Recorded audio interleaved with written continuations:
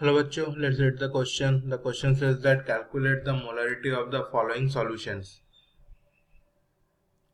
4 gram of caustic soda is dissolved in 200 ml of the solution. 5.3 gram of anhydrous sodium carbonate dissolved in 100 ml of solution. And number C, 0.365 gram of pure HCl gas is dissolved in 50 ml of the solution. So what will be the key concept here? यहाँ पर key concept जो है वो हो जाएगा key concept क्या हो जाएगा यहाँ पर मोलारिटी। और मोलारिटी का डेफिनेशन क्या होता है? मोलारिटी का डेफिनेशन होता है number of moles of solute dissolve in 1 litre of the solution. So हम लोग अब क्या करेंगे, एक एक करके इन 3 सॉल्यूशंस का मोलारिटी निकाल लेंगे। तो पहला वाला क्या है? पहला वाला है 4 gram of caustic soda dissolve in 200 ml of the solution. So caustic soda का फॉर्मूला क्या होता है? Caustic soda is basically NaOH। Caustic soda होता है बेसिकली NaOH, कॉस्टिक सोडा।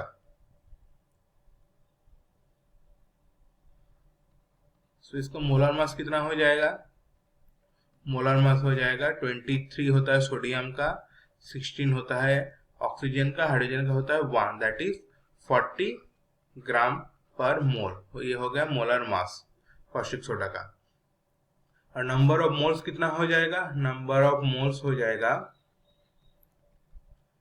देखो 4 ग्राम कॉस्टिक सोडा दिया हुआ है और कॉस्टिक सोडा का मोलर मास कितना होता है 40।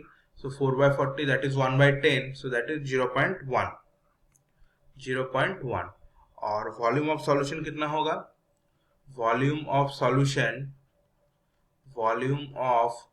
Solution in litres, solution in litre कितना हो जाएगा? हम लोगों के पास कितना सॉल्यूशन 200 ml, जिसको हम लोग को लीटर में कन्वर्ट कर लेंगे। सो 200/1000, so that is 0.2 litre. So therefore molarity कितना हो जाएगी?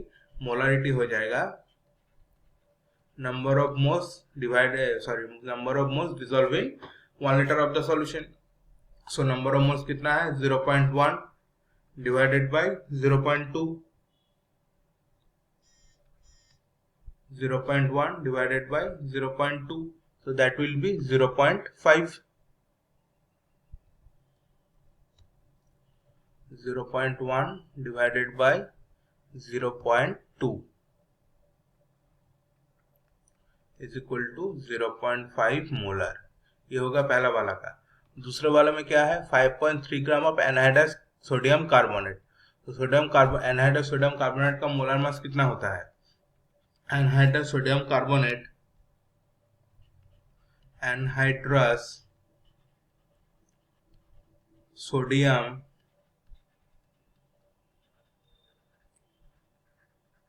कार्बोनेट, इसका मॉलिक्यूलर फार्मूला क्या होगा? इसका मॉलिक्यूलर फार्मूला हो जाएगा Na2CO3। तो मॉलिक्यूलर वेट कितना हो जाएगी? Na का कितना? 23 इंटू 2 प्लस कार्बन का 12 प्लस 48, 316 48, सो ये कितना हो गया? ये हो गया 106 ग्राम पर मोल। मोल्स हो जाएगा given mass by molar mass. So number of moles कितना हो गया? Given mass by molar mass. Given mass कितना है? 5.3 डिवाइडेड बाय मोलर मास 106, सो ये कितना हो गया? ये हो गया 0.05 मोल, 0.05 मोल। अब वॉल्यूम कितना है सॉल्यूशन का? Volume of solution in litres कितना हो जाएगा? Volume of solution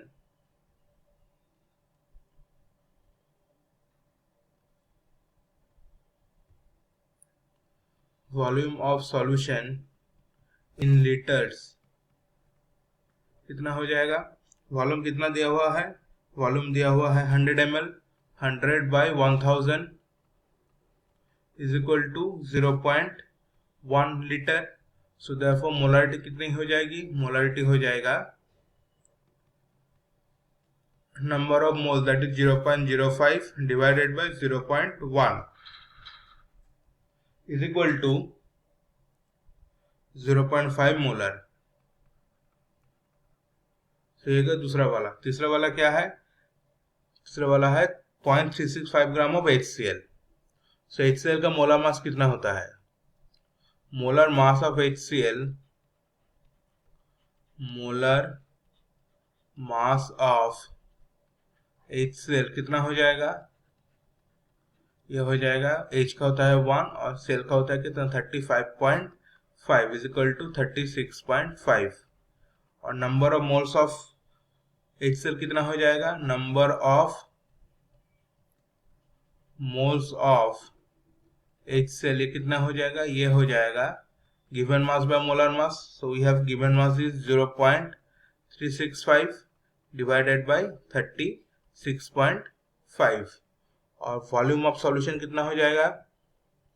volume of solution in litres हो जाएगा, वॉल्यूम ऑफ सॉल्यूशन